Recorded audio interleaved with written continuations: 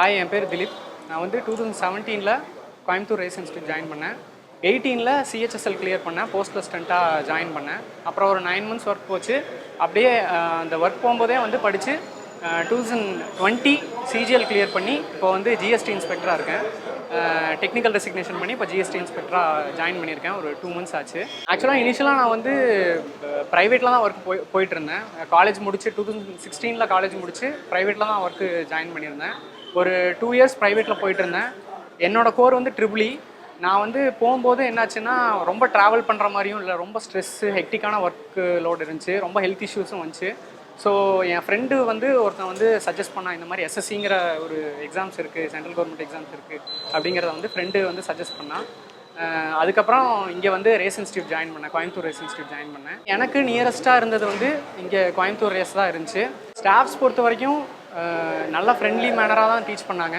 ஒரு எப்படின்னா, ஒரு டவுட்ஸை வந்து நம்ம 2-3 தடவை ஒரே ஆள்கிட்ட கேட்கும்போது ஒரு சலிப்பு வரும். அந்த சலிப்பு எதுவுமே இல்லாமல் அவங்க சலிக்காமல் சொல்லி தந்தாங்க. ப்ளஸ் லேபு, லைப்ரரி எல்லா ஃபெசிலிட்டிஸும் நல்லாவே யூட்டிலைஸ் பண்ணோம்.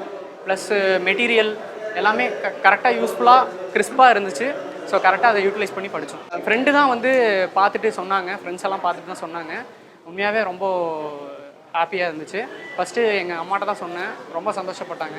ஏன்னா அவங்க என்ன சொல்கிறதுன்னா நிறைய டைம் கொடுத்தாங்க வீட்டில், ரொம்ப சந்தோஷப்பட்டாங்க உண்மையாகவே. இந்த ஜாப் கிடைக்கிறதுக்கு முன்னாடி போஸ்ட் அசிஸ்டண்ட்டாக இருந்தேன். இந்த ஆக்சுவலாக நான் ஒரு பார்டர் மார்க்கில் இருந்தேன்னு சொல்லலாம். மறுபடியும் டேக்ஸ் அசிஸ்டண்ட் தான் கிடைக்கிற மாதிரி இருந்துச்சு. ஸோ கரெக்டாக வந்து இதாகி இன்ஸ்பெக்டர் கிடச்சிருச்சு. ரொம்ப ஹாப்பியாக வீட்டில் எல்லாருமே ஃபீல்.